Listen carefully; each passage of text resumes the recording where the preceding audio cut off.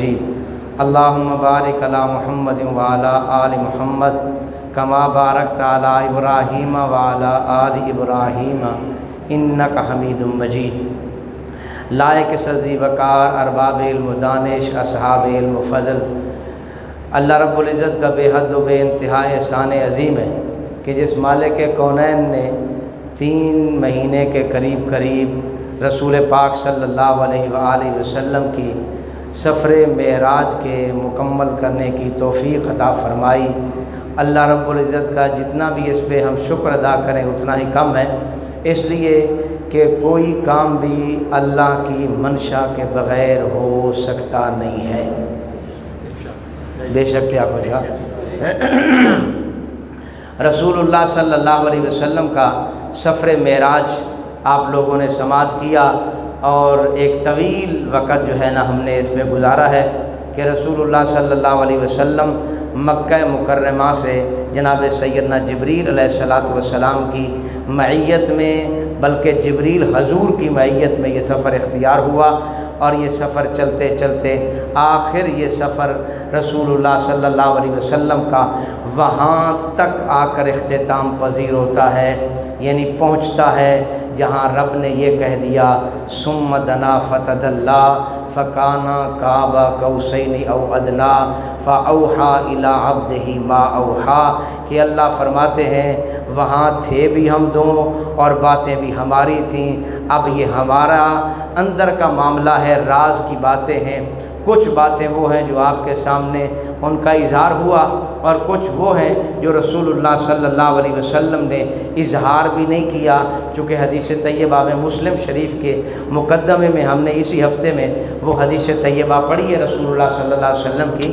اللہ کے پیغمبر صلی اللہ علیہ وسلم جو ہے نا حدیث طیبہ ہم نے پڑھی، جس میں یہ آتا ہے کہ ہر بات عوام کے بتانے کی نہیں ہوتی ہے۔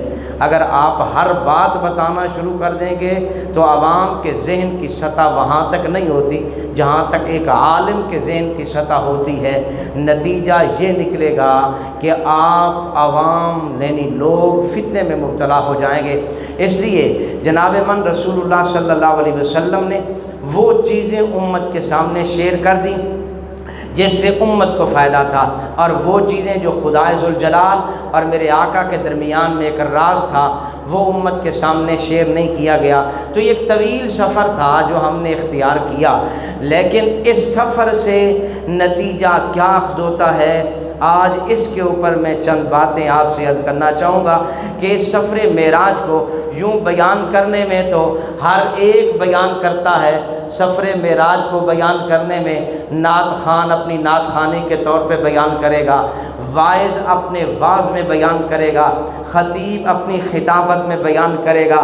جب یہ خطیب کہتا ہے کہ حضور پاک صلی اللہ علیہ وسلم رف رف پہ چڑھائے گئے، پیغمبر کو اتنے پردوں میں لایا گیا، رسول اللہ صلی اللہ علیہ وسلم کو یوں معراج ہوئی، تو اس وقت ہر بندہ محظوظ ہو رہا ہوتا ہے۔ مگر میرے دوست اصل چیز یہ ہے، آیا پیغمبر کی سیرت سے ہمیں ملتا کیا ہے؟ اللہ کے پیغمبر صلی اللہ علیہ وسلم کے سفر معراج سے مجھے اور آپ کو اس سے نتیجہ کیا ملتا ہے؟ دراصل بات یہی ہے، اسے ہی تو سمجھنا چاہیے۔ کئی باتیں ہیں جو دوران اس سفر کے میں آپ کے سامنے عرض کر چکا ہوں، مگر ان میں سے چند ایک باتیں آج ایک نئے انداز سے آپ کے سامنے لانا چاہوں گا، اور یہ کوئی میری ذہنی اختراع نہیں ہے، ہم اپنے اکابر اور اہل علم حضرات کے خوشہ چین ہیں، علماء نے جو کہنا ہے ہم نے تو بھائی وہ بیان کرنا ہے۔ شاگرد کا کام ہوتا ہے سبق سنانا، سبق بنانا اس کا کام نہیں ہوتا ہے۔ ہم تو اپنے بزرگوں کے، اسلاف کے، اولیاء کے نقش قدم پہ چلنے والے ہیں، جو وہ بتائیں گے بھائی ہم تو وہ بیان کر دیں گے۔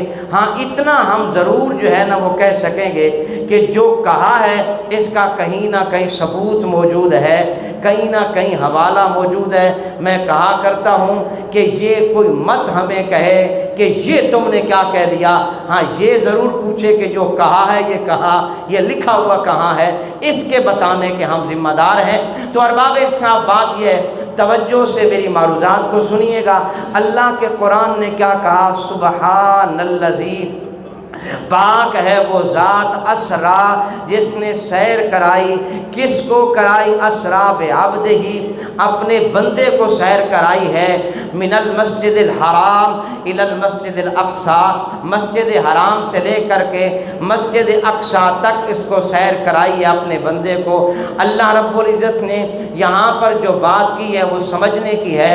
فرمایا اللہ پاک ہے، وہ ذات پاک ہے، وہ بالا ہے، بلند ہے، عظیم ہے، وہ ہر نقص سے، ہر عیب سے، ہر کمی سے، ہر کوتاہی سے وہ ذات بالا ہے، اعلیٰ ہے، عرفہ ہے، وہ ذات ہے۔ میں نے عرض کیا تھا ایک تسبیح ہوتی ہے اور ایک تحمید ہوتی ہے۔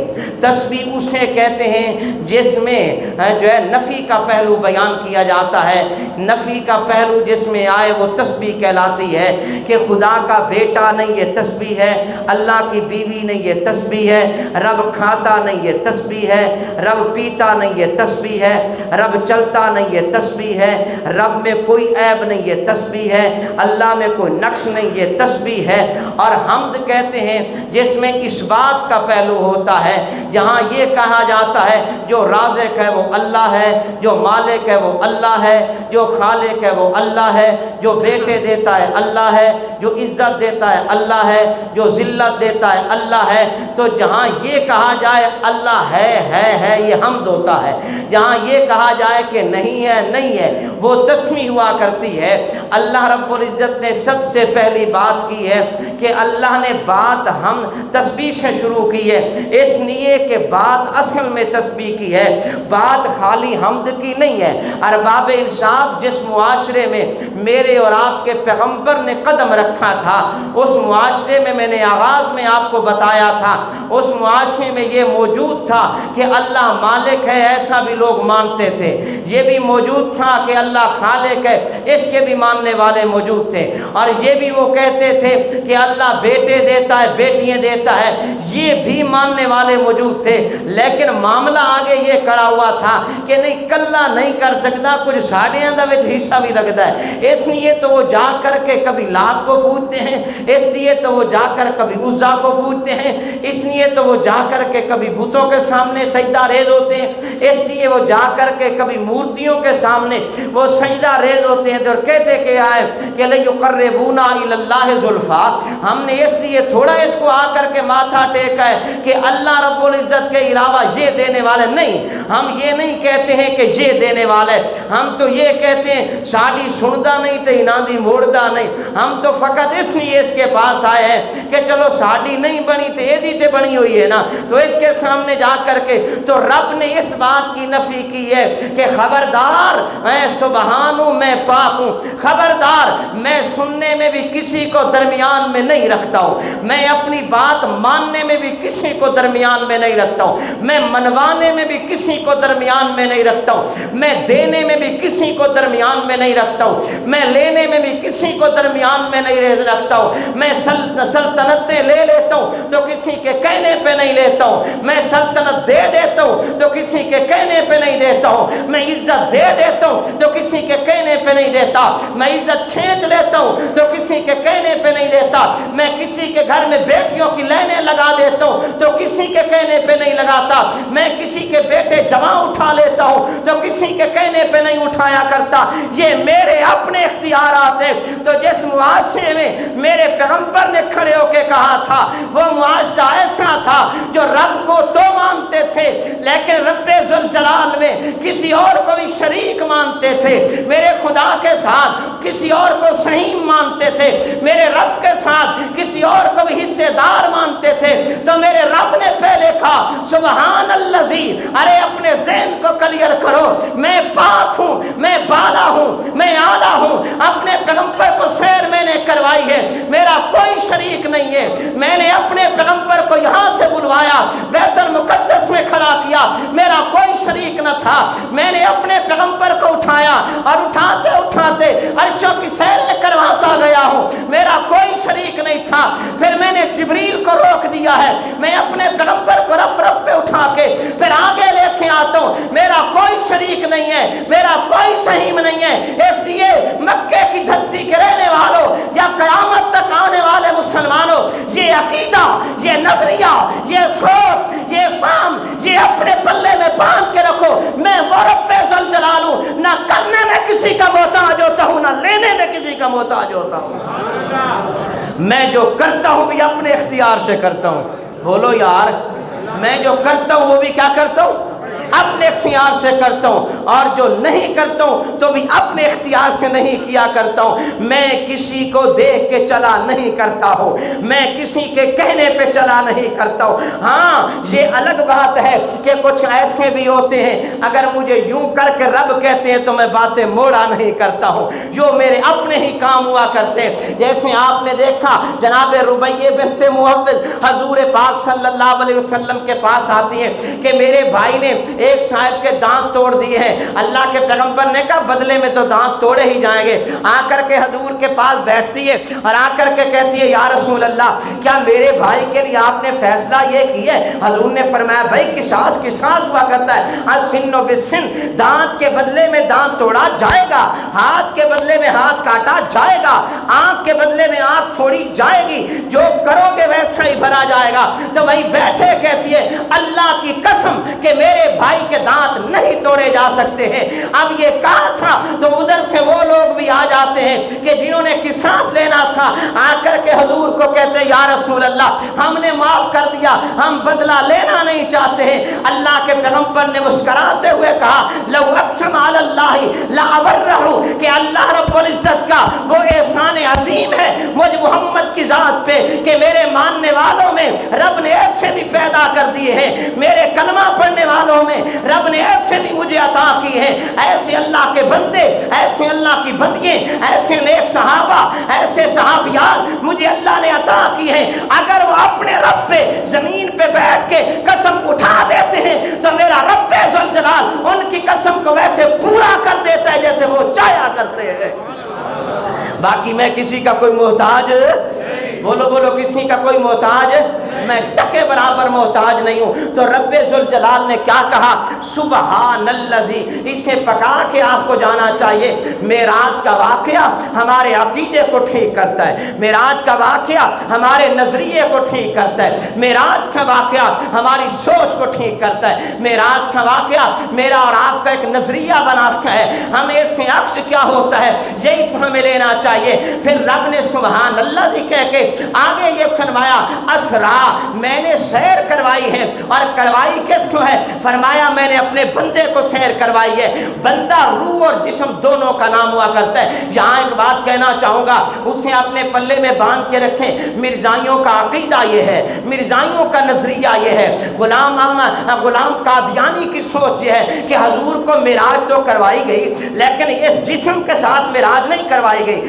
اللہ کے پیغمبر کو معراج ہوئی ہے، آپ سوئے ہوئے تھے، خواب میں یہ سارا کچھ ہوتا گیا ہے، یہ سارا کچھ خواب میں ہوا، یہ خواب کی حالت ہے۔ کبھی یہ کہتے ہیں کہ یہ کشف کی حالت ہے کہ بیٹھے سوتے اللہ کے نبی کو کشف ہو گیا تھا کہ میں ایسے ایسے ایسے ایسے چلا گیا ہوں۔ یہ دو نظریے، یہ دو سوچیں مرزائی لوگوں میں ڈالتے ہیں، اور پھر اس کے پہلو میں ڈالا کیا جاتا ہے کہ جناب آپ ہی دیکھیں، ہم یہ پتھر اٹھاتے ہیں، اگر اوپر ڈالتے ہیں تو اوپر کی بجائے وزنی چیز نیچے آتی ہے، اگر مان ہی لیتے ہیں جناب یہ اوپر چلی بھی جاتی ہے تو انسان ایک سادار چیز کا نام ہے۔ اللہ نے فضا کی ایک حد تک جا کر کے وہاں فضا کا ایسا ماحول بنا دیا ہے کہ وہاں سانس اور آکسیجن کی کمی پیدا ہو جاتی ہے، اور کمی پیدا ہو جائے تو بندہ مرنے بھر جاتا ہے، بندے کی جان کنی پہ آ جاتی ہے۔ لہذا یہ ہو کیسے سکتا ہے کہ ایک انسان ہو کر کے ایک وجود اتنا رکھ کر کے وہ اوپر آسمان پہ چلا جائے، آکسیجن کا مسئلہ بھی نہیں بنا،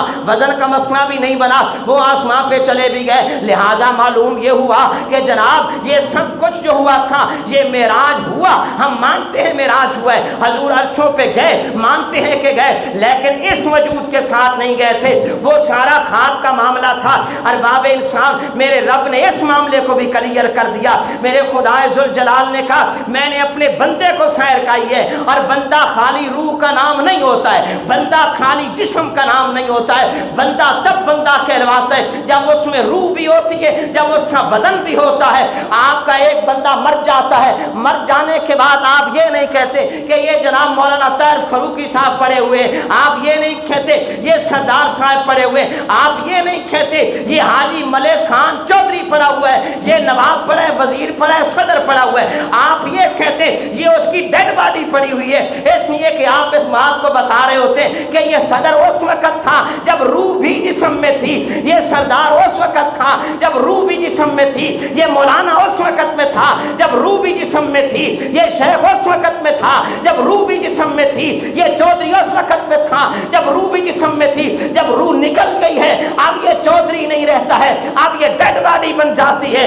اگر اکیلی روح ہو تو اس سے بھی بندہ نہیں کہا جاتا. ہماری نسلیں آنے والی ہمارے آگے کتنے چلتے جائیں گے قیامت تک, آج بھی ان کی روحیں موجود ہیں, لیکن کوئی یہ نہیں کہتا کہ جناب میرا روح میں فلاں نام کا بیٹا موجود ہے, فلاں بیٹا, فلاں پوتا, فلاں پر پوتا, فلاں موجود ہے. اس لیے کہ اکیلے روح کو بھی بندہ نہیں کہا جاتا ہے اور اکیلے بدن کو بھی بندہ نہیں کہا جاتا ہے. بندہ تب کہا جاتا ہے جب بندے کا وجود بھی ہو, بندے میں روح بھی ہو. اس لیے میرا رب کہتا ہے میں نے اپنے بندے کو سیر کرائی ہے. جب میں نے بستر سے اٹھایا تو روح کے ساتھ بدن کے ساتھ اٹھایا تھا, جب میں نے براق پہ بٹھایا روح بدن کے ساتھ بٹھایا تھا, جب میں نے بیت المقدس میں کھڑا کر کے امامت سے کروائی ہے روح بدن کے ساتھ کروائی تھی, جب میں اسے اذہانوں پہ لے کے گیا روح بدن کے ساتھ لے کر کے گیا, جس وقت عرش مولا پہ لے گیا میں روح بدن کے عرش مولا کے قریب لے کے گیا, روح بدن کے ساتھ لے کر کے گیا. اس لیے اپنے عقیدے کو, اپنی سوچ کو بدل دینا چاہیے. میرے آقا کو معراج روح کے ساتھ نہیں ہوتی ہے, میرے نبی کو معراج کشف سے نہیں ہوتی ہے, اس بدن کے ساتھ پیغمبر عائشہ میں بھی گئے, میرے رب سے ملاقات بھی کر کے آتے ہیں.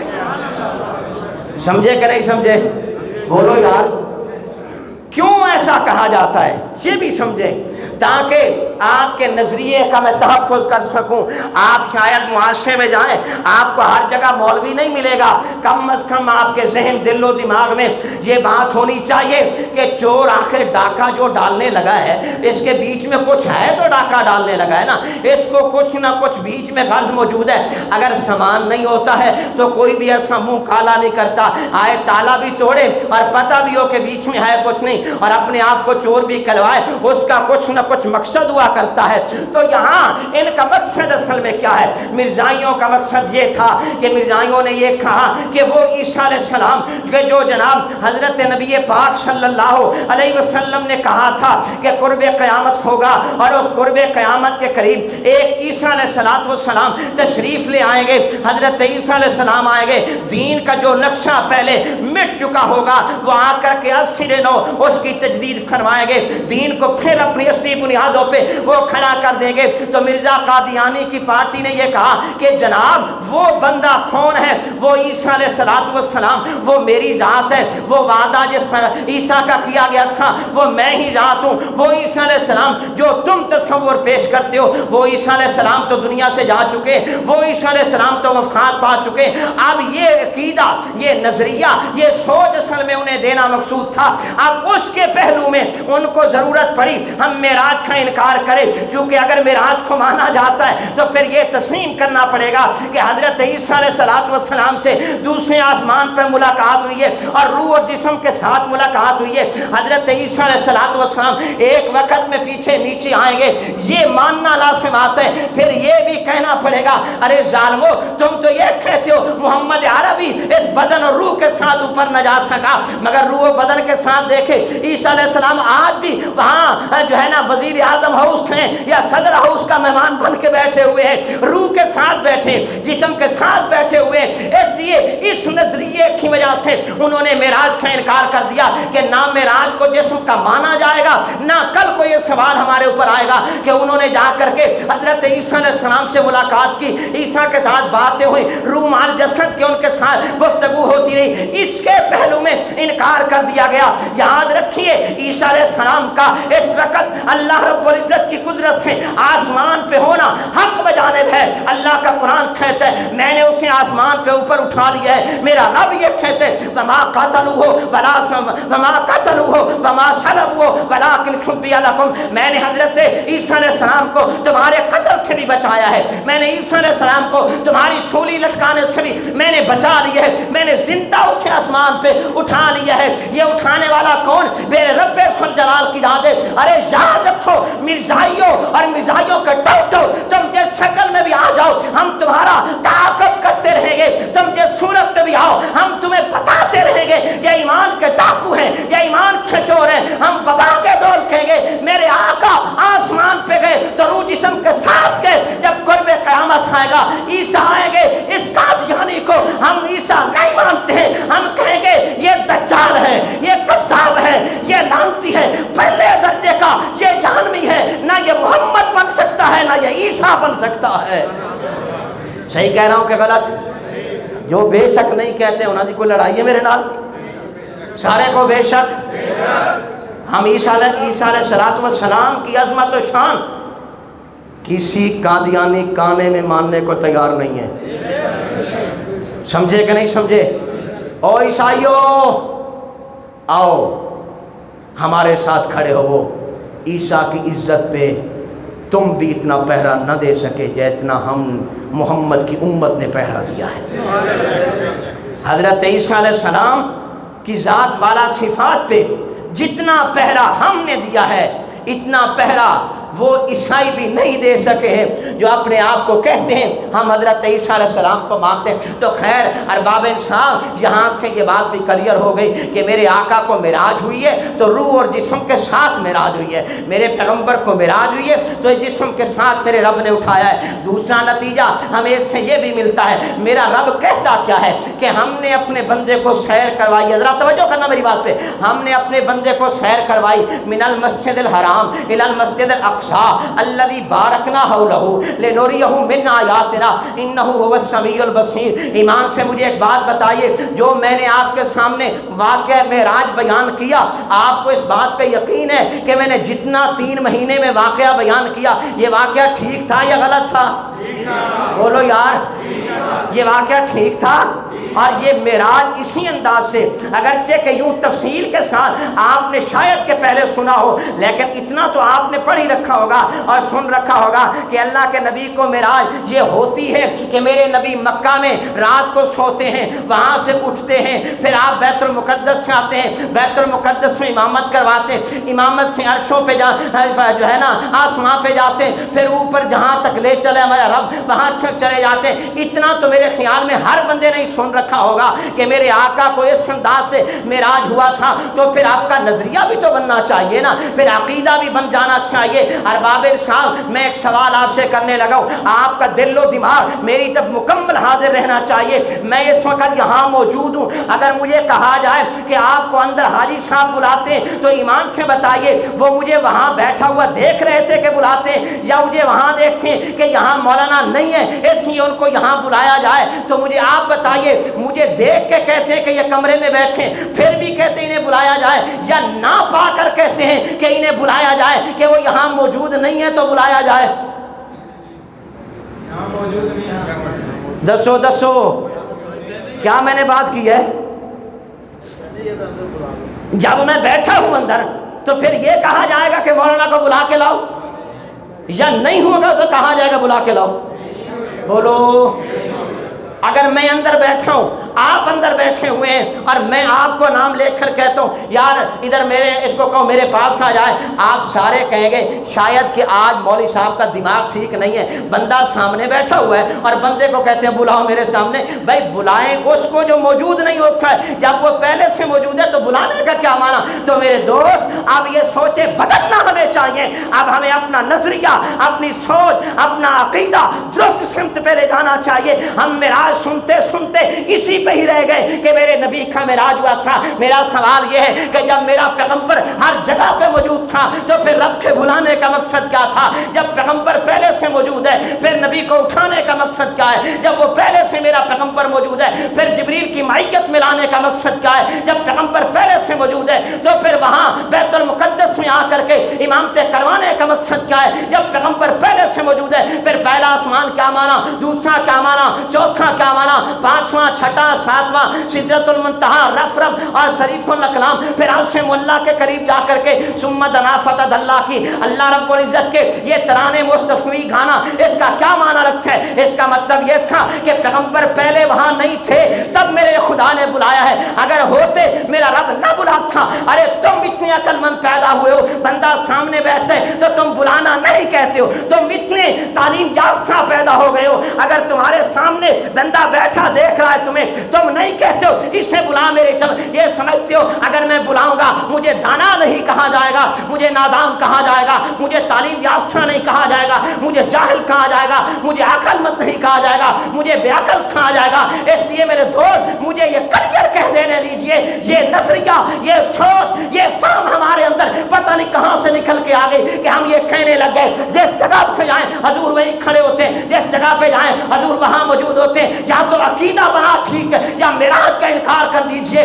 معراج اگر ماننا ہوگا تو یہ نظریہ بدلنا پڑے گا، اگر معراج ماننا ہوگا اس سوچ کو بدلنا پڑے گا، اگر معراج ماننا ہے تو پھر اس عقیدے کو بھی بدلنا پڑے گا، اعلان کرنا پڑے گا۔ ہر جگہ، ہر لمحہ، ہر آن، ہر گھڑی جو ذات راہ کرتی ہے اسے محمد نہیں کہتے، اسے خدا کہا جاتا ہے۔ کیا کہا جاتا ہے؟ بولو بولو، کیا کہا جاتا ہے؟ میری بات سمجھ میں آپ کی آئی ہے؟ بولو۔ گیا وہ دور و زمانہ جب تم نے ہمیں حلوے کی پلیٹوں پہ لڑایا تھا، گیا وہ دور و زمانہ جس وقت تم نے ہمارے ساتھ مذاق کر کے اپنے جو ہے نا 1.5 منٹ کی مسیحتوں کو پروان چڑھایا تھا۔ اب سوچ بدلنا ہوگا، معراج کو مانتے ہوئے غلط نظریات کا رد کرنا پڑے گا، معراج کو مانتے ہوئے غلط سوچ کا رد کرنا پڑے گا۔ میرے دوست بات آئیے تمہیں کہتا چلتا ہوں، آپ کے دل و دماغ میں اس بات کو اتارنے کے لیے میں آپ سے ایک اور سوال بھی کرنا چاہوں گا۔ آپ نے پڑھا، قرآن آپ بھی پڑھتے ہیں، قرآن میں بھی پڑھتا ہوں، قرآن بیگانہ آنا سبھی پڑھتے ہیں۔ یہ پڑھنے والا جب پڑھتا ہے تو سورت کے اوپر لکھا ہوتا ہے یہ مدنی ہے، اور کبھی لکھا ہوتا ہے یہ مکی ہے۔ مکی میں نے نہیں لکھا ہے، یہ مدنی میں نے نہیں لکھا ہے، یہ مدنی اور مکی یہ دیوبند میں نہیں لکھا گیا، یہ بریلی شریف میں نہیں لکھا گیا، یہ ہندوستان میں نہیں لکھا گیا، یہ لکھا گیا فاروق اعظم حضرت عثمان غنی کے دور میں، یہ لکھا گیا تھا تو حضرات صحابہ کرام کے دور میں یہ لکھا گیا کہ یہ سورت یہ مدنی ہے، یہ سورت ہے تو یہ مکی ہے۔ میں اس سے آگے بڑھ کے کہنا چاہوں گا، اگر آپ قرآن پاک کا مطالعہ کرنا چاہتے ہیں، خدا کرے ہمیں قرآن کے مطالعے کا شوق پیدا ہو جائے، آپ قرآن پڑھیں تو قرآن کی تفسیروں میں میرے اکابر اور بزرگوں نے اتنی بھی محنت کر کے لکھ دیا ہے کہ یہ وہ آیت ہے جو دن کو نازل ہوئی تھی، یہ وہ آیت ہے جو رات کو نازل ہوئی تھی، یہ وہ آیت ہے جو عشاء کے بعد آئی تھی، اور یہ وہ آیت ہے جو سحری کے وقت آئی تھی، اور یہ وہ آیت ہے جو گرمی میں آئی تھی، یہ وہ آیت ہے جو سردی میں آئی تھی، یہ وہ آیت ہے جو مکے میں آئی تھی، یہ وہ آیت ہے جو مدینے میں آئی تھی، یہ وہ آیت ہے جو حجر میں آئی تھی، یہ وہ آیت ہے جو سفر میں آئی تھی۔ کیا مانا؟ اس کا مطلب یہ ہوا نبی مکے میں تھے تو آیت مکے میں آئی ہے، نبی مدینے میں تھے تو آیت مدینے میں آئی ہے، نبی حضر میں تھے آیت حضر میں آئی ہے، نبی سفر میں تھے آیت سفر میں آئی ہے۔ اگر یہ نہ ہوتا تو یہ کہا جاتا یہ آیت ہر جگہ پہ آئی ہے، اس لیے کہ نبی ہر جگہ پہ ہے نا، تو پھر مکے مدینے کی تقسیموں کا کوئی معنی نہیں بنتا، یہ سفروں کی تقسیم کا کوئی معنی نہیں بنتا۔ اس لیے یہ سوچ بدلنا چاہیے، ہمیں معراج کو پڑھ کر کے ہر جگہ، ہر لمحہ، ہر آن اگر کوئی رہتا ہے تو اسے رب کہا جاتا ہے۔ کیا کہا جاتا ہے؟ کیا کہا جاتا ہے؟ نعرہ مارو، بڑا دل کر رہے ہیں۔ نعرہ تکبیر، اللہ اکبر، نعرہ تکبیر، اللہ اکبر، نعرہ تکبیر، اللہ اکبر۔ تو ارباب انصاف یہ بھی آپ آئے ہیں بات تو یہ بھی کہتا چلتا ہوں کہ یہ چور دروازہ کھلا کہاں سے ہے؟ درود پاک پڑھیں۔ توجہ ہے؟ پوری توجہ ہے؟ تو یہ بھی آپ کو آج بتا دیتا ہوں کہ یہ دروازہ کھلا کہاں سے تھا۔ یہ دروازہ اصل میں کھولا ہے اہل تشیع نے۔ انہوں نے یہ کہا کہ ہمارے 12 امام ہیں اور 12 امام ہر وقت رہتے ہیں، ہر آن رہتے ہیں، ہر لمحہ رہتے ہیں، ہر گھڑی رہتے ہیں، ہر جا رہتے ہیں، ہر موقع پہ رہتے ہیں۔ یہ نظریہ، عقیدہ، سوچ انہوں نے پیدا کی تھی۔ اگر کسی کو میری بات پہ یقین نہیں ہے تو اٹھائیے جا کر کے آپ اصول کافی کو پڑھیں، اصول کافی کا باب الامامہ پڑھیں۔ باب الامامہ میں جا کے آپ اسی بات کو آ کر کے ملاحظہ کر لیجئے، جس میں انہوں نے لکھا ہے کہ ہمارے 12 امام ہر جگہ رہتے ہیں، ہر وقت رہتے ہیں، ہر لمحہ رہتے ہیں، ہر آن لیتے ہیں۔ تو ارباب انصاف ہم نے زور لگایا کس نے؟ یعنی اہل سنت والجماعت نے۔ اس وقت کی باتیں کر رہا ہوں جب آپ کا کیا، میرے اور آپ کے آباء و اجداد، باپ و دادے کا بھی وجود نہیں تھا۔ ان صدیوں کی آپ کو باتیں کرنے لگا۔ علماء نے زور لگایا اور زور لگا کے اس عقیدے کو روکا کہ ایسی سوچ غلط ہے۔ ہر لمحہ کوئی امام ہو، کوئی ولی ہو، کوئی غوث ہو، کوئی کتب ہو، ہر لمحہ اگر کوئی رہتا ہے تو رب رہا کرتا ہے، ہر آن اگر رہتے ہیں تو رب رہا کرتے ہیں۔ اب انہوں نے دیکھا اور سوچا کہ ہم اپنے نظریے کو لوگوں میں پھیلانے میں ناکام ثابت ہوئے، تو تب انہوں نے پھر ہمارے اندر داخل ہو کر کے نبی کے نام پر، عشق رسول کے نام پر، عشق محمدی کے نام پر ہمارے اندر یہ عقیدہ ٹھوس ڈالا۔ اب نتیجہ اچھا نکلا۔ اگر میری گفتگو پہ آپ میں سے کسی کو ساد ہوگا، یعنی میرے میں سے اگر کوئی بات سنتے ہوئے بھی نہیں مان رہا تو باہر جا کے یہ کہے گا مولوی وہابی تھا، مولوی کسی اور کٹاگری کا آدمی ہے، اس لیے اس نے یہ باتیں کی۔ ارباب صاحب تم مجھے بتاؤ، یہ معراج کا واقعہ یہ دیوبندی ہوتا ہے بیان کرنے والا؟ یہ معراج کے وقوعے کا سارا قصہ یہ دیوبندی ہے، یہ وہابیت ہے، یہ کس چیز کا نام ہے؟ میں کلیئر کہنا چاہتا ہوں، میں کسی دیوبندی کے نام پہ ملک کی تقسیم نہیں چاہتا ہوں، میں کسی وہابی کے نام پہ عوام میں بٹوارا نہیں چاہتا ہوں، میں کسی عقیدے کی بنیاد پہ عوام میں لڑائی اور جھگڑا نہیں چاہتا ہوں، مگر یہ بھی کلیئر ہے عوام کو بتایا وہی جائے گا جو میرے رب کا اعلان ہوا کرے گا۔ نعرے تکبیر، تاج و تخت و ختم نبوت، تاج و تخت و ختم نبوت۔ تو ارباب انصاف بات کو سمجھیے گا۔ تو ہم نے یکدم تیر لگایا اور یہ دو لفظ کہہ کر کے ہم نے ساری بات کو کفور کر دیا۔ تو میں یہ کر رہا تھا تو تب یہ قاعدہ کیا گیا، ہمارے اندر ایسے لوگ پیدا کر دیے گئے جنہوں نے نام ہمارا استعمال کیا، اپنے آپ کو سنی استعمال کیا، کلمہ یہی پڑھا جو آپ لوگ پڑھتے ہیں، آپ کے اندر گھس کے کھڑے ہو گئے اور آپ کے اندر گھس کر کے نمائندگی کسی اور کی کرنے لگے۔ تب ہمیں شاید سمجھ آئے یا نہ آئے، ابھی یہ بات سمجھنے کی ہے۔ آپ نے دیکھا کہ آپ دیکھتے ہیں سیاسی میدانوں میں لوگ آتے کسی جماعت کے لیکن دل کسی اور کے ساتھ کھڑے ہوتے ہیں، ترجمان کسی اور کے بنے ہوتے ہیں، نام کسی اور کا لے رہے ہوتے ہیں۔ ایسا ہی پہلے ہوتا رہا ہے کہ کسی نے نام اہل سنت کا استعمال کیا، نتیجہ اور نظریہ، عقیدہ اور سوچ کسی اور کو پروان چڑھاتے رہے۔ اب چونکہ بات آ گئی تھی نبی کی، اب یہ عقیدہ جب سمجھایا جانے لگا تو آگے کلیئر کر کے ایک تیر پھٹ کر دیا گیا کہ یہ کسی اور نسلیے کا بندہ ہے، یہ سنی نہیں لگتا، یہ سنیوں کی کوئی اور نسل ہے۔ میرے دوست، یہ سنیوں کی نسل نہیں، سنیوں کی نسل تم کوئی الگ بن پیدا ہوئے ہو۔ یہ نظریہ سوچ ہر جگہ رہنا، ہر لمحہ رہنا، ہر آن لینا، یہ اہل تشیع کی سوچ تھا۔ اہل سنت کا نظریہ وہ ہے جو قرآن بیان کرتا ہے، اہل سنت کا نظریہ وہ ہے جو معراج بیان کرتا ہے، اہل سنت کا نظریہ وہ ہے جو میرا پیغمبر بیان کرتا ہے، اہل سنت کا نظریہ وہ ہے جو میرا نبی بیان کرتا ہے۔ ارے صحابہ کھس کھس کے کہتے ہیں، حضور کے قدموں میں آ کے بیٹھتے ہیں، حضرات اسخار کہتے ہیں آقا ہم جانتے مکے والے آپ کو ستاتے، ہم جانتے مکے والوں نے آپ پہ ظلم کیا، آپ اس کو چھوڑیں، آپ مدینہ یثرب میں ہمارے پاس آئیں، ہم آپ کی حفاظت کریں گے، آپ کا خیال کریں گے، ہم پوری طریقے آپ کی ذمہ داری لیتے ہیں۔ ارباب انصاف تم بتاؤ، اگر حضور مدینے میں پہلے ہوتے تو صحابہ کو پریشانی ہوتی؟ بولو یار، پریشانی ہوتی؟ یا حضور کہہ دیتے چلے تو نہیں کتنے ہو گئے، میں تو یہاں بھی رہتا ہوں وہاں بھی نہیں سمجھے، میں تو یہاں بھی رہتا ہوں اور وہاں بھی، تم گھبرا گئے ہو۔ خبردار، میں ہر جگہ ہوتا ہوں، مجھے اپنے گھر مت بلایا کرو۔ صحابہ آئے حضور کی دعوتیں کرتے ہیں، آج روٹی 4:15 ہونی ہے، ہوا ہے کہ نہیں ہوا؟ دعوتیں کھلائی ہے صحابہ نے کہ نہیں کھلائیں؟ حضور نے کہا ہے میں تو پہلے تھوڑے گھر سی، نہیں ہے، یہ سوچ اصل میں کہیں اور سے آئی ہے۔ ہمارا سٹیج اہل سنت کے عقیدے کا پاسبان ہے، ہمارا سٹیج اہل سنت کے نظریے کا پاسبان ہے۔ میرا سٹیج اہل سنت کے عقیدے کی پاسداری، اہل سنت کے عقیدے کی وہ سپاہی داری کرتا ہے۔ اس سٹیج پہ وہی کچھ بیان کیا جانا چاہیے جو میرے اکابر کا، اہل سنت کا، اصحابہ اکرام کا، اولیاء اسلام کا، آج سے 15 صدیوں پہلے جو بزرگوں کا عقیدہ تھا آج بھی عقیدہ وہی ہے۔ اس لیے کہ میں تمہیں پیغام دے رہا ہوں، قیامت کی صبح تک نہ اہل سنت والجماعت کے نظریے کو بدلا جا سکتا ہے، اس لیے کہ اہل سنت کے نظریے کو بدلا تب جائے گا جب قرآن بدلے گا، بدلا تب جائے گا جب سیرت بدل جائے گی، بدلا تب جائے گا جب معراج بدل جائے گا، بدلا تب جائے گا جب پیغمبر کے صحابہ کا کردار بدل جائے گا۔ قیامت کے دن تک نہ یہ بدلے جا سکتے ہیں، نہ سنیوں کا عقیدہ بدلا جا سکتا ہے۔ نعرہ تکبیر، نعرہ محمد مصطفیٰ، قائد اہل سنت والجماعت، تاج و تخت ختم نبوت، نعرہ تکبیر۔ نہیں پانی تو نہیں پینا، میں یہ سوچ رہا ہاں کہ میرے بیولیاں نو حالے تک نعرے دا جواب دینا بھی نہیں آیا یار۔ نعرہ تکبیر بلند آواز سے کہیں، میرے تک تو تھوڑی آواز آتی نہیں ہے۔ اللہ اکبر کہنے سے بھی کوئی ڈر لگتا ہے؟ بلند آواز سے کہیں اللہ اکبر۔ لگاتا تھا تو جب نعرہ تو خیبر توڑ دیتا تھا۔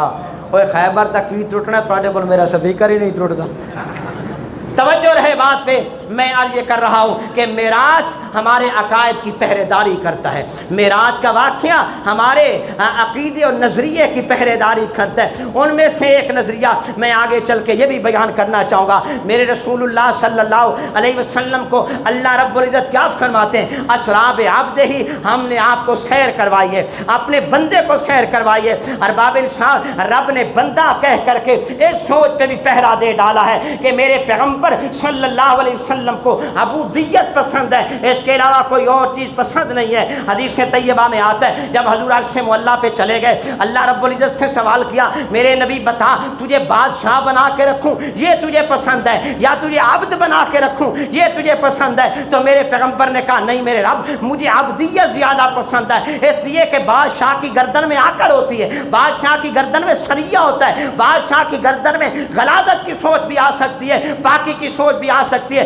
لیکن جس نے غلام بن کے رہنا ہے اس نے اپنی نہیں چلانی، مالک کی چلا کرتی ہے۔ جس نے عبد بن کے رہنا ہے اس کی اپنی کوئی سوچ، اس کا اپنا کوئی فہم، اس کی اپنی کوئی رائے نہیں چلتی، وہ یہی دیکھ کے چلتا ہے میں قدم رکھوں گا وہ کہ جس پہ میرا مالک راضی ہوگا، میں قدم اٹھاؤں گا تب جس پہ میرا مالک راضی ہوگا، میں بولوں گا وہ بول جس پہ میرا رب راضی ہوگا، میں چپ رہوں گا اس وقت جب میرا رب راضی ہوگا۔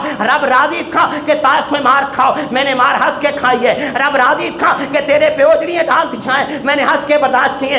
رب راضی تھا کہ مجھے معراج پہ لے آتا ہے، میں نے اسے بھی خوشی سے پسند کیے۔ اس لیے میرا اللہ میں عبد بن کے رہنا چاہتا ہوں۔ اللہ کے رسول صلی اللہ علیہ وسلم کہتے، رسول اللہ صلی اللہ علیہ وسلم کو جب صحابہ نے دیکھا، حضور مکرم آمنہ کے در یتیم، اللہ کے پیغمبر میرے اور آپ کے آقا سب کہہ دے صلی اللہ علیہ وسلم کو دیکھا، حضور مکرم دن ہوتا ہے جب سورج طلوع ہونے لگتا ہے حضور 100 دفعہ استغفار کرتے ہیں، پھر جب شام ہوتی ہے پھر حضور 100 دفعہ استغفر اللہ کی تسبیح کیا کرتے ہیں۔ صحابہ نے دیکھا اور پوچھ کے کہتے ہیں آقا یہ کیا مانا کہ آپ استغفاریں کرتے؟ ایک حدیث میں یوں بھی آتا ہے اللہ کے نبی اتنے لمبے لمبے قیام کرتے تھے کہ کھڑے کھڑے میرے نبی کے پاؤں پہ ورم آ جایا کرتے تھے۔ ایک حدیث میں یوں بھی آتا ہے سید عائشہ کہتی ہے، طیبہ کہتی ہیں، طاہرہ کہتی ہیں، میری اور آپ کی ماں کہتی ہے سید عائشہ میری اور آپ کی کیا لگتی ہے؟ بلند آواز سے اور بلند آواز سے اور بلند آواز سے ماں کو ماں کہنا چاہیے، اس لیے کہ جسے رب کہتا ہے یہ تمہاری ماں ہے اس کے ماں ہونے میں ذرا برابر بھی کوئی شک کی گنجائش نہیں ہے۔ میری اور آپ کی اماں کہتی ہے کہ رسول اللہ صلی اللہ علیہ وسلم کبھی اتنا لمبا سجدہ کر دیا کرتے تھے کہ مجھے غم اور یہ لاحقہ، یہ مجھے تشریح، یہ مجھے جو ہے نا وسوسہ آ جاتا تھا کہ شاید حضور کی ڈیتھ ہو چکی ہے، اور میں اس پریشانی میں جا کر حضور کی ایڑی پہ جا کر کے پاؤں اور ہاتھ لگا دی تھی کہ حضور زندہ بھی ہے کہ دنیا سے جا چکے۔ اتنا لمبا سجدہ دیکھ کر کے سیدہ عائشہ نے کہا آقا آپ کو اتنے لمبے سجدے کرنے کی کیا ضرورت ہے، جب رب کہہ دے رہا ہے کہ میں نے آپ کو معاف کر دیا ہے، جب خدا کہتا ہے آپ اللہ کے بڑے قریبی ہیں۔ سیدہ عائشہ کہتی ہے آقا میں نے تو آپ کو یہ بھی دیکھا ہے، رب ذوالجلال کی قسم ہے آپ زمین پہ بیٹھ کر کے اپنے دل میں ایک رائے لے کر کے آتے، زمین پہ بیٹھ کے آپ کے دل و دماغ میں ایک سوچ پیدا ہوتی ہے، زبان پہ آنے سے پہلے رب تمہاری بات کو پورا کر دیا کرتا ہے۔ نعرہ تکبیر، تاج و تخت و ختم نبوت، تاج و تخت و ختم نبوت، تاج و تخت و ختم نبوت۔ پسینہ ہے، بیٹھ جاؤ، سلیپ ہو گئے تو تسی آگے مور بھی ٹھٹھا گیا سی۔ توجہ میری بات پہ، بات کون سی کر رہے تھے؟ سیدہ ام عائشہ کہتی ہے طیبہ طاہرہ نے کہا کہ یا رسول اللہ آپ کو اتنا لمبا سجدہ کرنے کی کیا ضرورت ہے، میرے آقا آپ پہ قربان جاؤں۔ رسول اللہ نے ایک جملہ فرمایا افلا اکون عبدا شکورا، عائشہ کیا میں اپنے رب کا شکر گزار بندہ نہ بن جاؤں؟ یہ جملہ کہنے والا کون ہے؟ اس میں آمنہ کے در یتیم کہتے میرے دوست کبھی اتنا لمبا سجدہ ہم نے بھی کیا ہے کہ نہیں کیا ہے؟ وہ تو پتھر کھا کے لمبے سجدے کرتے، ہم کروڑوں کی گاڑی میں پھر کے بھی سجدہ کرنے کو تیار نہیں ہوتے، وہ تو مارے کھا کر کے پھر بھی رب کو کہتے ہیں سبحان ربی الاعلیٰ، سبحان ربی الاعلیٰ۔ ہم تو کروڑوں کی کوٹھیوں میں رہ کر کے بھی اپنے رب کو یاد نہیں کرتے۔ میں حیران و پریشان ہوا، اگلے دن ایک مضمون آیا، میں نے اس مضمون کو پڑھا اور میں ہنسنے بھی لگا۔ اس مضمون کا عنوان یہ تھا فوجی اور عیاشیاں، پھر چلتے چلتے اس کا عنوان یہ تھا کہ جناب ایک کرنل صاحب ہمارے دوست تھے، وہ جانتے پہچانتے تھے، وہ ریٹائر ہو گئے، ریٹائر ہونے کے بعد ایک جگہ جا کر کے انہوں نے نوکری جوائن کر دی۔ پھر میری ان سے ملاقات ہوئی، میں نے کہا کرنل صاحب بتائیے آج کل آپ کی کیسے گزر رہی ہے؟ تو مجھے کہنے لگے اللہ کا شکر ہے اب تو میں 1 کلو کی سبزی اپنے گھر میں لے کر کے آ جاتا ہوں۔ اس نے آگے لکھا مضمون نگار نے، اس کا مطلب یہ تھا ہمارے افسران کی حالت یہ ہے کہ وہ اپنی تنخواہ میں سے 1 کلو کی سبزی نہیں لے سکتے، 1 کلو کی سبزی بھی وہ اپنی تنخواہ سے نہیں لیتے۔ میں نے مضمون پڑھا، میں نے کہا ربا تیرا بڑا شکر ہے، یہ کروڑوں لے کر کے، یہ لاکھوں کی تنخواہیں لے کر کے 1 کلو کی سبزی نہیں لے سکتے، میں معمولی تنخواہ لے کر کے بھی بچے بھی خوشی سے پالتا ہوں، خود بھی رب کا شکر ادا کیا کرتا ہوں۔ اس لیے میرے دوست یہ کون سی ہماری سوچ پیدا ہو گئی کہ ہم اب بھی رونے سے لگے ہوئے، ریٹائرمنٹ کا پیسہ الگ، تنخواہوں کے پیسے الگ، مراعات سے الگ، اور پھر بھی کہتے ہماری جیب میں 1 پیسہ کلو سبزی لینے کا بھی نہیں ہے۔ ایمان سے بتاؤ اے ناشکری نہیں تو اور ناشکری کیا ہوتی ہے؟ میرے دوست اگر اسے ناشکرا نہیں کہا جاتا تو پھر حق نواز چلے جو میں کہوں گا پھر ناشکرے کو سنگ لگے ہوئے نہیں ہوتے ہیں۔ بولو یار، کبھی آپ نے دیکھا ہے کہ ناشکرے دے سنگوں میں؟ ایسے ہی ہوتا ہے نا شکر، اور کیسے ہوا کرتا ہے؟ تو میں عرض کر رہا تھا رب نے کیا کہا، یہ میرا بندہ ہے، یہ میرا بندہ ہے جس کو میں سیر کروانے لگا ہوں۔ اللہ نے کلیئر کر دیا اس بات کو کہ یہ میرا بندہ ہے، میرا یہ رسول ہے۔ اس لیے اللہ کے رسول نے کہا اے اللہ میں عبد رہنا چاہتا ہوں، میں بادشاہ رہنا نہیں چاہتا ہوں۔ اللہ نے میرے پیغمبر کی خواہش کو پورا کیا، تو جب اس واقعے کو بیان کیا میرے نبی کی خواہش کو دیکھ کے کہا سبحان الذی اسری بعبدہ، ہم نے اپنے بندے کو سیر کا۔ میرا پیغمبر کلیئر سی بات کہتا ہے کہ میں کلیئر سی تمہیں کہا قل لا اقول لکم انی ملک، میں تمہیں کہہ رہا ہوں میں کوئی فرشتہ نہیں ہوں، میں کوئی فرشتہ نہیں، میرا رب کہتا ہے، میرے پیغمبر کی منہ سے ان کی زبان سے رب کہلواتا ہے۔ میرے نبی اعلان کر کے کہتے میں فرشتہ نہیں ہوں، اس لیے کہ فرشتوں کی عظمتیں میرے آقا کے قدموں کی دھول ہے۔ رب ذوالجلال کی قسم ہے تو ہم نے جانا اور جانتے اس بات کو کہ نوریوں کی مخلوق میں فرشتے کہلاتے ہیں، اور نوریوں میں سب سے بڑا اعلیٰ، سب سے بڑا بلند، سب سے بڑا قوت والا، سب سے بڑا عظیم سے عظیم تر فرشتہ جسے جبرائیل کہا جاتا ہے، کیا کہتے ہیں؟ جبرائیل کہا جاتے ہیں۔ اور جبریل علیہ السلام سے بڑا کوئی نوری نہیں ہے، حضرت جبریل علیہ السلام سے بڑا کوئی فرشتہ نہیں ہے۔ اگر سب سے بڑا ہے تو جبریل ہے. اگر سب سے بڑا بالا ہے نوریوں میں تو جبریل علیہ السلام ہے. جبریل بھی میرے آقا کا غلام بنتے نظر آتے ہیں. جبریل بھی میرے رسول کے در مقدس کی وہ جو ہے نا جبہ سائی کرتے نظر آتے ہیں. اگر چلتے چلتے جبریل رک جاتے. اس لیے میرے دوست میں اپنے پیغمبر کو عبد کہنا چاہوں گا. میں اپنے پیغمبر کو ملک نہیں کہہ سکتا ہوں. میں اپنے پیغمبر کو فرشتہ نہیں کہہ سکتا ہوں. فرشتہ کہنے سے میرے نبی کی توہین ہوتی ہے. میرے نبی کو ملک کہنے سے نبی کی توہین ہوتی ہے. تم نے معراج کو پڑھا جہاں آ کر کے ملک کے پرواز کی انتہا ہوتی ہے, میرے نبی کا تو وہاں سے آغاز ہو جاتا ہے. تو آپ بتاؤ میں نبی کو ملک کہوں فرشتہ کہہ دوں؟ کہہ دوں فرشتہ؟ کیوں کہوں؟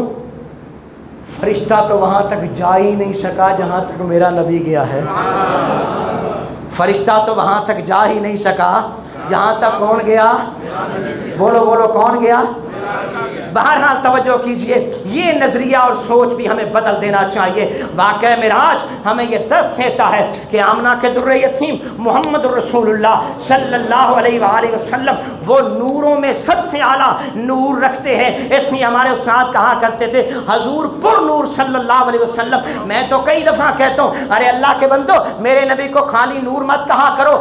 میرا نبی وہ ہے جو اس کے قدموں میں آتا ہے وہ نور بن جاتا ہے. جو حضور کے قدموں میں آتے ہیں اس کو اللہ رب العزت اتنی پرواز اچھا کر دیا کرتے ہیں کہ اس کی پرواز کا کوئی مقابلہ کر نہیں سکتا ہے. جہاں تک بات میرے رسول کے جنس کی ہونے کی ہے, جہاں تک بات اس چیز کی ہے کہ رسول کے جنس سے ہے تو رب کہتا ہے یہ بنتا ہے. اس کو کچھ اور مت کیجئے. اس لیے وہاں تک پرواز ہے میرے محمد الرسول اللہ کی جہاں تک جبریل کی پرواز ہے. وہاں تک پرواز ہے میرے نبی کی جہاں تک نور کی پرواز نہیں ہے. وہاں تک پرواز ہے میرے رسول کی جہاں تک کسی فرشتے کی پرواز نہیں ہے. اس لیے میرے دوست یہاں سے چلتے چلتے اب اگلی بات بھی کہنا چاہوں گا. اللہ کے قرآن نے کیا کہا؟ اسرا بعبدہ لیلا من المسجد الحرام الی المسجد الاقصی. اقصی کس کو کہتے؟ اقصی انتہا کو کہا جاتا ہے. انتہا کا نام اقصی کہا جاتا ہے. آپ پڑھے لکھے لوگ یہاں موجود ہیں. اقصی کا معنی آخری حد ہے. اقصی کا معنی آخری کنارہ ہے. اقصی کا معنی آخری آپ کی سرحد ہے. اقصی کا معنی آپ کی آخری باؤنڈری ہے. اقصی کا معنی کہ جس سے آگے کچھ نہ ہو اسے اقصی کہا جاتا ہے. میرے نبی مکرم آمنہ کے در یتیم کو اللہ رب العزت اگر ایسا کرتے کسی اور جگہ لے جاتے تو لے کر کے جا سکتے تھے, لیکن اس وقت جب میرے آقا کو معراج کروایا گیا تھا اس وقت روئے زمین پہ فقط دو مسجدیں تھیں. ایک مسجد حرام تھی اور ایک مسجد اقصی تھی. اس کے علاوہ زمین پہ کوئی اور مسجد نہیں تھی. اس کے علاوہ زمین پہ کوئی اور اللہ کا گھر نہیں تھا. اگر گھر تھا اللہ کا تو ایک مسجد حرام تھا. اگر گھر تھا اللہ کا تو ایک مسجد اقصی تھا. میرے رب نے مسجد حرام سے میرے پیغمبر کو اٹھایا اور کہا من المسجد الحرام اور پہنچایا کس جگہ پہ؟ مسجد اقصی الی المسجد الاقصی. یہ کلیئر کرنے کے لیے کہ اے امت محمد کے لوگوں تمہیں نازا رہ جانا چاہیے. اے امت محمد کے لوگوں تمہیں فرحاں رہنا چاہیے. اے امت محمد کے لوگوں تمہیں شادہ رہنا چاہیے. میں نے تمہیں وہ پیغمبر دیا ہے وہ مسجد حرام میں رہتا ہے تب بھی امام وہی ہوتا ہے. وہ اقصی میں چلا جائے تو تب بھی امام وہی ہوا کرتا ہے. دو مسجدیں ہیں روئے زمین پر, تیسری کوئی مسجد نہیں ہے. دو مسجدیں ہیں روئے زمین پر. جب میرے آقا کو رب معراج کرواتا ہے تو کلیئر کر دیتے ہیں کہ دونوں مسجدوں کا امام ایک ہے جس کو کیا کہتے ہیں؟ بولو بولو کیا کہتے ہیں؟ محمد رسول اللہ صلی اللہ علیہ وآلہ وسلم. حضور پاک صلی اللہ علیہ وسلم کو معراج ہوتا ہے. اسی معراج کے پہلو میں آپ نے دیکھا کہ جناب حضرت نبی مکرم کو مسجد حرام سے مسجد اقصی سے جب رب اوپر اٹھاتے ہیں تو فرشتے جو ہے نا اللہ کے قرب والے انبیاء کی ملاقاتیں ہوتی ہیں. اللہ رب العزت سے ملاقات کروائی حضرت آدم علیہ السلام سے, حضرت ادریس, حضرت عیسیٰ علیہ السلام سے, حضرت یوسف علیہ السلام سے, حضرت ادریس علیہ السلام سے, حضرت ہارون علیہ السلام سے, حضرت موسیٰ علیہ السلام سے, حضرت ابراہیم علیہ السلام سے. یہ آپ نے سابقہ میرے بیانوں میں سنا ہے کہ نہیں سنا؟ بولو یار میں ایڈا زہر لا دیتا ہے لیکن تہاڈا پھر 5 من دا سر ہلدا ہے, ایک چھٹاکی دی زبان نہیں ہلدی. سنا ہے؟ اب اس کو بھی سمجھیے، میں قربان جاؤں ان اکابر پہ، خدا کی قسم جنہیں رب نے عقل کی کتنی پرواز دی ہے۔ میں کہا کرتا ہوں کہ اللہ رب العزت نے اپنے نبی کے صدقے میں اس کی امت کے 14ویں صدی 15ویں صدی میں جانے والے علماء کو ایسی پرواز عطا کر دی ہے کہ ان کی مثالیں دینے کے لیے دنیا قاصر رہ جاتی ہے۔ جب اس کی امت کے علماء کی پروازیں اتنی ہیں تو اس پیغمبر کی پرواز کتنی بلند و بالا ہوگی، وہ پیغمبر کتنا عظمتوں کا مالک ہوگا۔ میں عرض کر رہا تھا یہاں اکابر نے لکھا ہے، چونکہ میرے نبی کی سیرت کا ایک نقشہ ہے جو ابھی آگے آنے والا ہے، آپ کے سامنے میں لاؤں گا۔ ان میں سے کئی چیزیں تھیں، ایک ایک نبی کو اس انداز سے ملاقات کروا کے میرے نبی پہ ان کے وہی حالات پیش کیے گئے ہیں کہ ایک وقت آئے گا اس نبی کے ساتھ جیسا ہوا ویسا تمہارے ساتھ بھی ہوگا، جیسے اس نبی کے ساتھ دنیا نے کیا ویسے تمہارے ساتھ بھی ہوگا۔ یہاں دو باتیں سامنے آتی ہیں، ایک بات یہ سامنے آتی ہے کہ اپنے نبی کو تسلی دی ہے میرے رب ذوالجلال نے کہ خیال کرنا اگر مشکل وقت آپ پہ آئے تو آدم پہ بھی دعائیں تھیں، اگر مشکل گھڑی آپ پہ آئے تو یوسف پہ بھی دعائیں تھیں، اگر مشکل گھڑی آپ پہ آتی ہے تو ابراہیم آپ کے ابا پہ بھی آئی تھی، اگر مشکل گھڑی آپ پہ آتی ہے تو موسیٰ پہ بھی دعائیں تھیں۔ اس لیے کوئی نئی بات نہیں ہے، میں اپنے نیکوں بندوں پہ مشکل گھڑیاں لایا کرتا ہوں اور مشکل گھڑی لانے میں اس کی توہین نہیں ہوتی ہے۔ آج چلتے چلتے مجھے ایک حدیث طیبہ یاد آ گئی۔ حدیث طیبہ میں آتا ہے، علامہ منذری رحمہ اللہ نے اس حدیث کو نقل کیا ہے کہ اللہ رب العزت کبھی اپنے نیک بندے کی ایک پرواز رکھ لیتے ہیں کہ اب اس کا مقام میں نے وہ رکھا ہے، اس کی پرواز وہاں تک ہوگی، لیکن زندگی بھی کم ہے، اعمال بھی اس کے اس حد تک نہیں ہے جس حد تک اس نے وہاں تک پہنچنے۔ رب چلتے چلتے ایک ماریا گوڈا جناب گر گئے زمین پہ، اب گوڈا ٹوٹ جانے میں یہ چار پائپ سے چلے جاتے ہیں اور چار پائپ پہ جا کے کہتے ہیں ربا تیرا بڑا ہی شکر ہے، اللہ تیرا بڑا ہی احسان ہے، اے میرے اللہ تیری بڑی مہربانی ہے، اگر میں گرا گوڈا ہی ٹوٹا ہے نا، اگر مر جاتا تو کون مجھے پوچھنے والا تھا، اے میرے اللہ میں اس حد پہ آیا ہوں، چلو میرا ایک گوڈا ٹوٹا ہے دوسرے کے سارے میں واش روم چلے جاتا ہوں، یہ شکر ادا کرتے ہیں، یہ صبر اختیار کرتے ہیں۔ رب کہتے ہیں تیرے اعمال کی بنیاد پہ تو وہاں جا نہیں سکتا تھا جہاں تک میں نے تیرا مقام رکھا، تو نے شکر ادا کیا، صبر اختیار کیا، تیرے سجدے پیچھے رہ جاتے ہیں، تیرے صبر کے بدلے میں نے تجھے اعلیٰ مقام عطا کر دیا ہے۔ اس لیے اللہ رب العزت کبھی کبھی ایسی آزمائش دے دیا کرتے ہیں۔ پناہ مانگنی چاہیے، ہم آزمائش کے قابل، بولو بولو آزمائش کے قابل، آزمائش کے قابل، لیکن اگر آ جائے تو ہم رونے کے قائل بھی نہیں، ہم مشکل میں مسکرانے کے قائل، مشکل میں صبر شکر۔ ہمارے مفتی محمد حسن صاحب فرمایا کرتے ہیں کہ اعلیٰ گھڑی تو اعلیٰ ہے ہی ہے، لیکن مشکل گھڑی اس سے بھی زیادہ اعلیٰ ہے، مشکل گھڑی اس سے بھی صبر اور شکر کے ساتھ، صبر اور وہ اس سے بھی کہیں اعلیٰ ہے۔ خیر میں بات کر رہا تھا، ایک بات تو یہ میرے نبی کو سمجھائی گئی ہے کہ میرے پیغمبر میرے محبوب رسول اگر آپ پہ کوئی مشکل آتی ہے تو آپ کو گھبرانا نہیں چاہیے، میرے بندوں نیکوں پہ ایسی گھڑیاں آئی جایا کرتی ہیں، اگر آپ پہ آئے تو پریشانی۔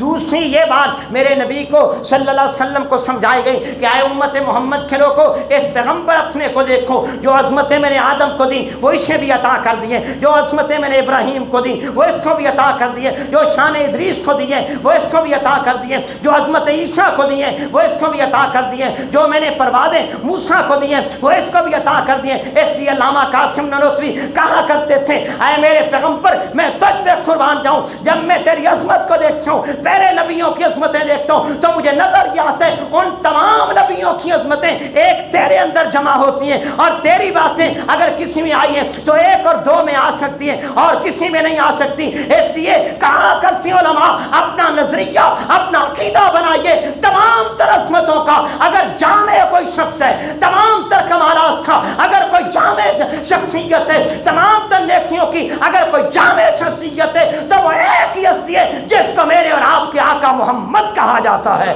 صلی اللہ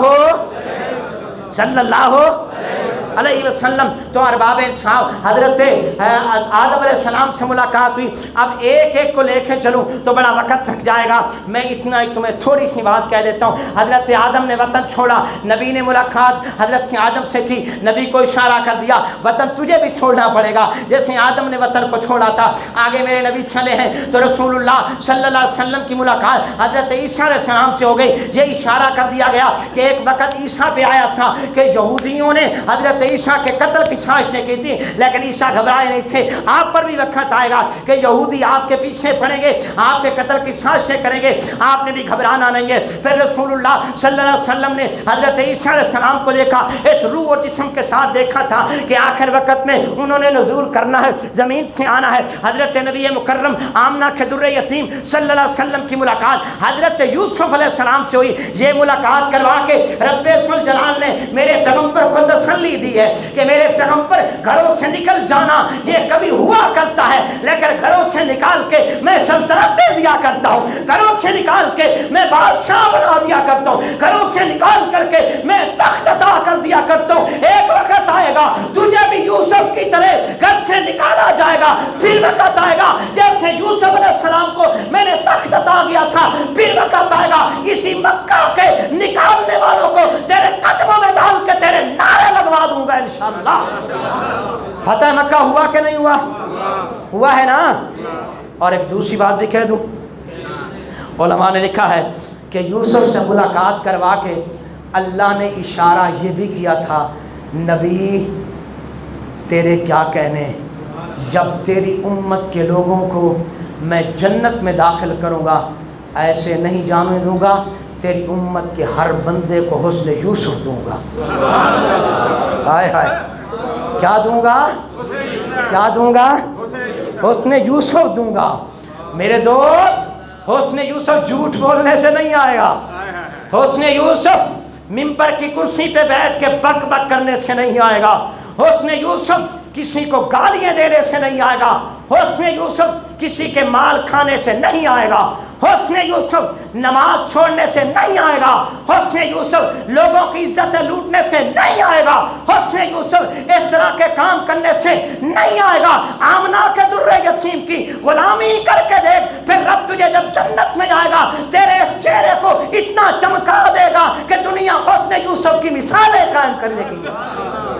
तो मेरे नबी मुकर्रम को अल्लाह ने यूसुफ मिलवा के कहा कि ऐ मेरे पैगम्बर, मैं तुझे जब जन्नत में भेजने लगा हूँ तो तेरी उम्मत के लोगों को मैं क्या कर दूँगा? हुस्न यूसुफ अता कर दूंगा। हुस्न यूसुफ का हाय क्या मंजर होगा जब रंग का काला भी हुस्न यूसुफ का लिबादा पहन के जा रहा होगा। हाय वो मंजर कैसा होगा जब होठों का कटा भी हुस्न यूसुफ लेके जा रहा होगा। हाय वो मंजर कैसा होगा जो चटकुबरे चेहरे का भी होगा वो भी यूसुफ का हुस्न लेके जा रहा होगा। हाय वो मंजर कैसा होगा इस दुनिया में जिसे तुम कहते रहे ये बड़ा कोचा है, ये कोड़ा है, इसका हुस्न अच्छा नहीं है, हम में से रिश्ता नहीं कायम करते, तो भी हुस्न यूसुफ पहन के जा रहा होगा। ऐ मुअक्कीब, मैं तेरी अज़मत पे कुर्बान जाऊं। हजरत मुअक्कीब एक सहाबी है, अल्लाह के पैगंबर के पास आए, अल्लाह के रसूल सल्लल्लाहु अलैहि वसल्लम ने बातों बातों में पूछा तो बताया आपका रिश्ता हुआ या नहीं हुआ। हजरत मुअक्कीब ने कहा चूँकि रंग के बड़े सादा है, शक्ल सूरत के बड़े सादा है, हजूर ने फरमाया जाओ फलां घर में चले जाओ, उन्हें कहो कि मुझे मोहम्मद रसूलुल्लाह ने भेजा है, मुझे अपनी बेटी का रिश्ता दे दिए। दरवाज़ा खटखटाया, अंदर घर के लोग बाहर आए और बाहर आकर के कहा हाँ जनाब कौन हो। हजरत मुअक्कीब ने अपना तारुफ करवाया, कैसे आना हुआ तो कहा कि मैं रिश्ते के लिए आया हूँ। और रिश्ते के लिए भेजा कैसे है? मोहम्मद रसूलुल्लाह सल्लल्लाहु अलैहि वसल्लम ने कहा घर के रिश्तेदारों ने, माँ ने, बाप ने, किसी ने कह दिया होगा कि जनाब हमें तो आपका रिश्ता समझ में नहीं आता है। उनकी शक्ल सूरत को देखकर, ज़ाहिरी नक्शे को देखकर उलमा ने लिखा है दरवाजे के पीछे खड़ी बेटी भी सुन रही है, ये इनकार होता है। बेटी फौरन अपनी माँ का दामन पकड़ के कहती है नहीं जाने देना है, बाप का दामन पकड़ के कहती है नहीं जाने देना। ये ना देखो इसकी शक्ल कैसी है, ये तो देखो भेजा कैसे है। हाय हाय हाय, ये तो देखो ना कि भेजा कैसे है। भेजने वाला मोहम्मद रसूलुल्लाह है, भेजने वाला आमना के दुर्रे यतीम है। मुझे रंग नहीं चाहिए, नबी के फरमान की इताअत चाहिए। क्या चाहिए? تو میرے دوستوں اللہ کے نبی کو یوسف کا نقشہ دکھا کے میرے رب نے سمجھایا ایک وقت آئے گا ہم تیرے معیقیب کو بھی حسن یوسف عطا کر دیں گے، ہم تیرے بلال کو بھی حسن یوسف عطا کر دیں گے۔ وقت پابا زنجیر ہے، مجھے آگے جانے نہیں دیتا ہے، کاش اگر یہ وقت ہوتا میں بولتے چلے جاتا اور تجھے بتاتا جاتا معراج کیا ہوتا ہے۔ آخری بات کہنا چاہوں گا اور اس کے بعد آپ کو مجھے اجازت ہے، یہ معراج کا واقعہ چلتے چلتے مجھے یہ بھی کلیئر کر دیتا ہے۔ ایک وقت ایسا بھی اسی معراج میں آتا ہے جب نبوت بھی پریشان ہو جاتی ہے، کون ہوگا جو مجھے مانے گا، کون ہوگا جو میری تصدیق کرے گا؟ آیا تھا یہ موقع، بولو بولو بولو بولو، یہ موقع آیا تھا، آپ نے سنا تھا۔ توجہ، یہاں ایک بات کہنا چاہتا ہوں، معراج کے پہلو میں ایک انکار کر دیتا ہے اور ایک اتنی بات کہہ دیتا ہے معراج ہوا تھا، حضور گئے بھی تھے اور علی کی خلافت کا اقرار اللہ نے کروایا تھا، تھلے بھی آ گئے سی، معراج ہو گیا انہوں دا معراج۔ توجہ توجہ، ان کا معراج ختم ہو جاتا ہے لیکن میرا معراج شروع ہوتا ہے تو 3 مہینے میں بھی بڑی مشکل سے مکھ پاتا ہے۔ کیوں ایسا ہوتا ہے؟ یہاں ایک بات کو سمجھیے، معراج کا واقعہ میرے نظریے پہ پہرا دیتا ہے، معراج کا واقعہ میرے عقیدے میری سوچ کو بناتا ہے کہ معراج کے واقعے نے مجھے بتایا کہ ایک ہی شخص ہے کہ جسے معراج کے واقعے نے صدیق بنا ڈالا ہے، ایک ہی شخص ہے کہ جسے معراج کے واقعے نے صداقت کا تاج پہنا ڈالا ہے۔ حضرت نبی مکرم آمنہ کے در یتیم صلی اللہ علیہ وسلم کے معراج سے پہلے جناب ابوبکر کو صدیق نہیں کہا جاتا ہے، رسول اللہ صلی اللہ علیہ وسلم کے یار کو صدیق کا لقب اس سے پہلے نہیں ملا ہے۔ اس سے پہلے آپ کو ابو بکر تو کہا جاتا رہا، اس سے پہلے آپ کو جناب عبداللہ کہا جاتا رہا، اس سے پہلے آپ کو جب حضور نے اعلان نبوت کیا نہ تھا اور آپ نے آپ کا کلمہ پڑھا نہ تھا آپ کو عبد الکعبہ تو کہا جاتا رہا، مگر صدیق کسی نے نہیں کہا ہے۔ معراج کے واقعے نے میرے ذہن کے کلیے کھول ڈالے، معراج کے واقعے نے میرے ذہن میری سوچوں کو بلندیاں عطا کر دی ہے کہ اس معراج کے واقعے نے ایک شخص ہے مکے میں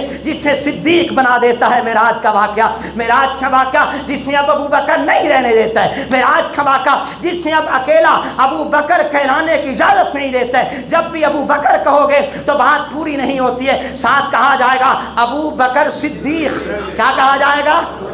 کیا کہا جائے گا؟ بولے ابو بکر صدیق کہا جائے گا۔ اور جناب ابو بکر صدیق نے کہا تھا اے مکے کے ظالموں اور چودھریوں، اگر بات وہ ہے جیسے تم نے کی ہے، یہ کرنے والا اگر میرے یار خار حضرت محمد رسول اللہ صلی اللہ علیہ وسلم ہے تو جاؤ دفع ہو جاؤ۔ میں تمہیں کہہ رہا ہوں کہ میرے پیغمبر کی بات سچی ہے، تم جھوٹے ہو، میرے نبی کی بات اعلیٰ ہے، تم جو ہے نا غلط کہہ رہے ہو۔ میں کہا کرتا ہوں ان ظالموں نے سوچا آج موقع ہے صدیق نبی سے جدا کر لیا جائے، یہ موقع ہے آج صدیق کو نبی سے الگ کر دیا جائے، مگر صدیق کی پرواز نے یہ کلیئر کر دیا تھا، صدیق کی ذہنی ارتقاء نے یہ کلیئر کر دیا تھا، صدیق اکبر کے ایمان نے یہ کلیئر اور باور کر دیا تھا کہ جب سے میں نے آقا کا دامن پڑا ہے رب ذوالجلال کی قسم اب قیامت آ سکتی ہے میں اپنے پیغمبر کا دامن کبھی نہیں چھوڑ سکتا ہوں۔ نعرہ تکبیر، اللہ اکبر، شان صدیق اکبر زندہ باد، شان صدیق اکبر زندہ باد۔ آخری باتیں کریں تو ارباب انصاف یہ بھی کہنا چاہوں گا، ایسا موقع تاریخ میں 2 بار ایسا آیا ہے کہ دنیا نے سوچا صدیق کو حضور سے جدا کر لیتے ہیں، 2 بار ایسا ہوا ہے۔ ایک بار جب ترکی کا دور خلافت تھا اس وقت یہ دور اور موقع آیا تھا، ایک موقع حضور کی سیرت میں آیا ہے جیسے آپ نے ابھی دیکھا، اس موقع پہ لوگوں نے سوچا ہم صدیق حضور سے جدا کر لیتے ہیں اور ابھی ابو بکر کو حضور سے جدا کر لیتے ہیں۔ یہ چاہتے تھے ابو بکر کو معراج کے پہلو میں جدا کر دیا جائے، رب چاہتا تھا کہ معراج کے پہلو میں ابو بکر کو صدیق بنا دیتا ہوا، معراج کے پہلو میں میں اب ابو بکر کو ابو بکر نہیں رہنے دیتا بلکہ میں اب ابو بکر کو کیا بنا دیتا ہوں؟ सिद्दीक बना देता हूँ। तो तुर्की का दौरे खिलाफत था, तुर्की के दौरे खिलाफत में चंद एक बदमाश, चंद एक बदकमाश किस्म के लोग एक तहैया तय कर लेते हैं और आकर के मस्जिद नबवी में रहते हैं और वहाँ से एक सुराख खोलनी शुरू कर लेते हैं कि हम करेंगे ऐसा कि जाकर के इनके पैगंबर को इनकी कब्र से नऊज़ु बिल्लाह निकाल लेंगे और फिर लोगों को कहेंगे कि तुम जिनको जाके सलामियाँ देते हो जाओ पहले देखो तो सही ना वहाँ तुम्हारा नबी है भी सही कि नहीं है। ये ऐलान हो जाएगा। अगर मुसलमान कोशिश भी करेंगे तो उन्हें अपना पैगंबर वहाँ मिल सकेगा। ये एक साजिश थी कि हम अबू बकर से मुस्तफ़ा को जुदा कर लेते हैं। ये एक साजिश थी कि हम हज़रत उमर से जनाब मुस्तफ़ा को जुदा कर लेते हैं। लंबा वाक़या मैं जाना नहीं चाहता। खलीफे वक्त को अल्लाह रब्बुल इज़्ज़त ने ख्वाब में दिखाया कि दो बंदे हैं, नीली नीली उनकी आँखें हैं। अल्लाह के नबी सल्लल्लाहु अलैहि वसल्लम उससे कहते हैं इन दो जालिमों से मेरे वजूद को बचाओ। ये ख्वाब को ख्वाब समझ के सो जाते हैं। 2-3 दिन बराबर ऐसा हुआ। आखिर काज़ी वक़्त को बुलाया गया। काज़ी वक़्त ने कहा आप वो काम करें जैसा तुम्हें आर्डर हो रहा है, इसलिए कि अगर ख्वाब में कोई नबी को देखते तो वो वाकई नबी को देख सकता है और किसी को ख्वाब में मेरे नबी के शक्ल की आने की इजाज़त इन्नल्लाह हर्रम अला शैतान अन यतमस्सल अंबिया कि अल्लाह रब्बुल इज़्ज़त ने शैतान पे हराम कर दिया है कि किसी नबी की शक्ल इख्तियार कर सकता है। नहीं ऐसा हो सकता। आखिर मशवरे में तय हुआ। काजी वक़्त सुल्तान वक़्त पहुँचे। आकर के अहले मदीना की दावत थी। सारे दस्तरखान पे बैठे।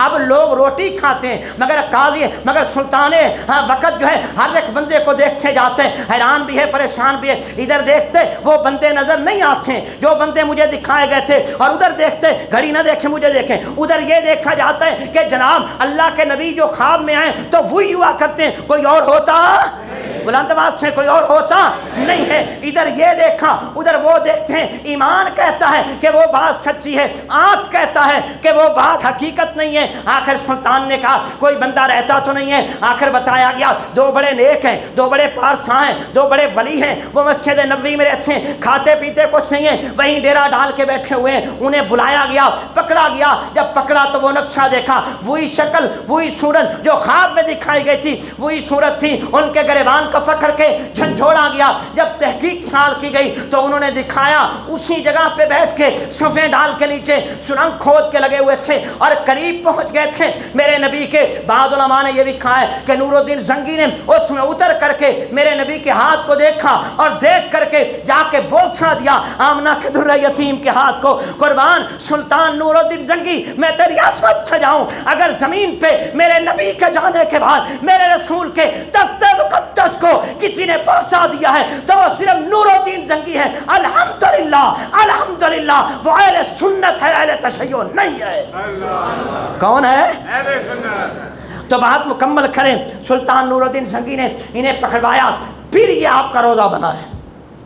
ये जो आप देखते हैं ना ये वो हुजरा नहीं है जो सैयद आयशा का था।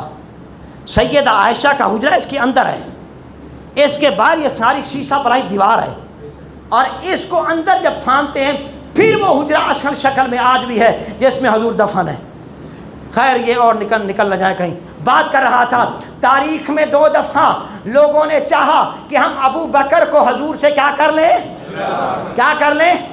एक हजूर के दौर में मेराज के पहलू में आके था कि हम इन्हें बदराह कर देते हैं। एक इस मौके पे चाहा मगर अल्लाह रब्बुल इज़्ज़त ने उस मौके पे भी सिद्दीक को बचाया था।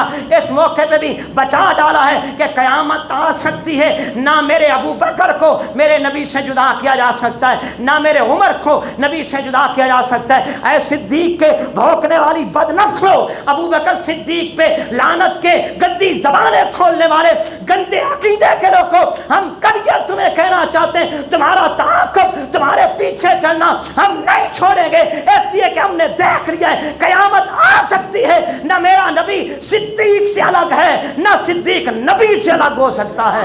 इंशाअल्लाह इंशाअल्लाह इस हवाले से अपना अपना हिस्सा हमें डालना चाहिए। हिस्सा क्या है? जहाँ बैठे बताएं कि नबी का सिद्दीक होता है। हर एक जगह पे बैठ के सिद्दीक के तराने गाओगे, सिद्दीक की अज़मत की बातें करोगे। अल्लाह मेरा और आपका हामी व नासिर हो। आखिर दावाना अनिल हम्दुलिल्लाहि रब्बिल आलमीन।